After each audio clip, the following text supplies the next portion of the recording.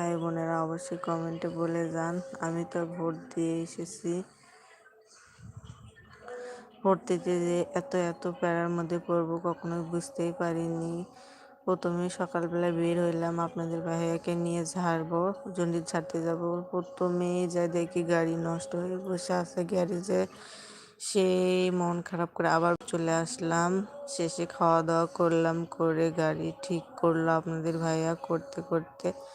তারপরে চলে গেলাম গাড়ি ঠিক হওয়ার পরে যে ভোটটা দিয়ে আসলাম। আজকে আপনাদের সাথে অনেক বকবক করতেছি।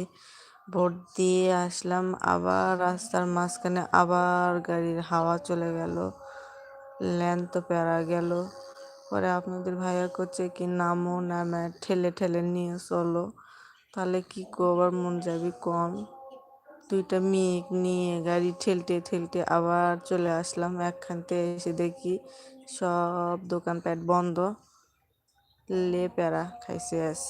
আজ মনে হয় বাড়ির যাওয়া লাগবি না। শেষ আপনাদের ভাইয়া করছে আজকে এখানেই থাকি, ভোট কেন্দ্রেই থাকি, কিছু করার নেই।